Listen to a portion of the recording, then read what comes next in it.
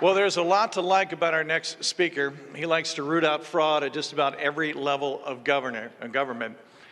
But here in central Pennsylvania, we already know this guy is a rock star, and now the rest of the state is finding out about his rock star status. Would you please welcome Pennsylvania's Auditor General, Mr. Timothy DeFoor.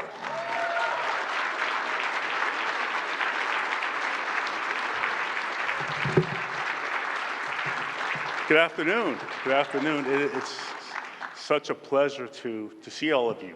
I know you've come near and far, and it's great seeing everybody. My name is Timothy DeFoor, and I'm the Pennsylvania Auditor General. And what I plan on talking to you about is what exactly we do in the Department of the Auditor General. Because let's face it, there are a lot of people who just don't know. That's because for decades, the Department of the Auditor General has been inaccurately defined by individuals with nothing but political motives behind their words and behind their actions, confusing and misinterpreting the work that is actually done. First, full disclosure. Before I was elected Auditor General and before I entered the political arena, I was a certified internal auditor. So it's nice that my job title fits my experience. And the running joke with my staff in the department is that I'm the first Auditor General who was actually an auditor.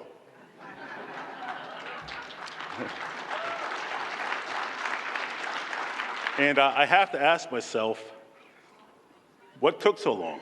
I mean, maybe we were just waiting for the right person to come along. But either way, I'm honored. And a little bit about the department. We get our power not from political motivation. We get our power and authority from the Pennsylvania Fiscal Code. And if you look at the Pennsylvania Fiscal Code, where it talks about the authority of the Department of the Auditor General, it states, audits the accounts of debtors and agents of the Commonwealth. That's our job. So what does that mean? In a nutshell, it means that you consider us the taxpayer's advocate. We're the eyes and ears of how the Commonwealth are spending your tax dollars, making sure that government is held accountable and it is transparent to the taxpayer. And we do that by doing one thing. We do that by performing audits. We could audit the State Department. We could audit the state-run program. We could audit an organization receiving a loan from the state, or a grant, or another branch of government. And we do that by performing 3 different types of audits. And the names of the audits that we perform pretty much describe itself. The first type of audits we perform are financial audits. And these audits are audits where we verify how taxpayer dollars are spent according to the law. That's very important. For example, our county and our state audit bureau, they audit state and county finances. The second type of audit we perform are performance audits. And those audits are to determine if a program or a process that is using taxpayer dollars are working the way they're supposed to. A good example of that is the Department of Economic and Development waiver process audit. And I'm sure we're all familiar with that. Then there's the third type of audit, which is an attestation engagement. And that is where we have a set of agreed upon procedures, could be with the governor, could be with another elected official, or could be with the department head. Agreed upon procedures on how we are going to perform the audit. And an example of that is the State Uniform Registry of Electors audit, also known as the SURE system. And when we perform these audits, especially the financials audits, we must stay within a specific set of regulations. Follow auditing standards according to the U.S. Government Accountability Office, Certified Public Accounting Standards, and, most importantly, the Pennsylvania Fiscal Code. It's very important for us to stay within those regulations. Why? Well, because we get audited. And there's nothing more that an auditor likes than to be audited. And I understand these external audits. They are there to verify that we are following the standards that I just talked about. And these types of audits I actually performed when I was an auditor for the federal government. And if you want to make friends, become an internal auditor. Audits are to be used as a tool. They are not to be weaponized. They're a tool to assist government to make the necessary changes to improve processes and services it provides to its citizens and to hold others accountable. And as most of you know, this is my first opportunity to lead a statewide agency and to lead at a statewide level. I take this responsibility very serious. Oh, thank you.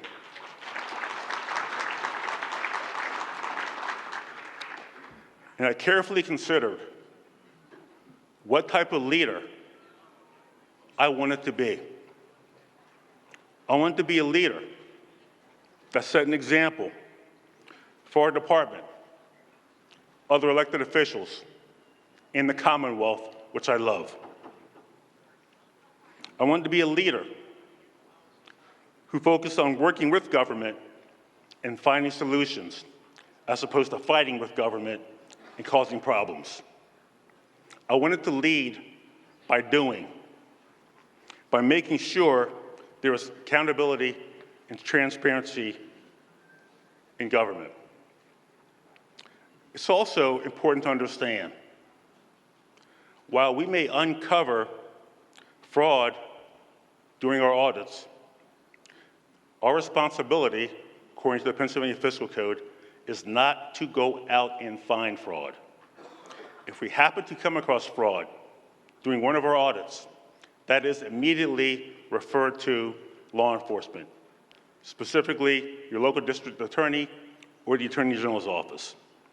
Our job is to verify that your tax-paying dollars are spent and not wasted or abused. The department is also responsible for allocating funds to municipal pension plans, which help local governments defray the cost of employee, police, and firefighter pension plans maintained by municipalities.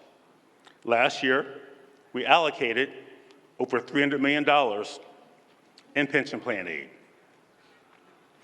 We also allocated funds to nearly 2,000 volunteer firefighter relief associations, assisting them with purchasing training equipment, insurance, and to pay for death benefits to volunteer firefighters. Last year, we allocated roughly $54 million to volunteer firefighter relief associations. In addition to allocating those funds, we also go back and audit to make sure those funds that we allocate are in fact being spent correctly. And one of the things that I felt was very important to me as an individual was to give back.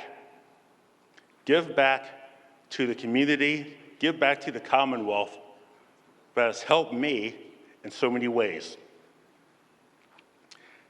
One of the things that we must do as political leaders, business leaders, and community leaders is to give back.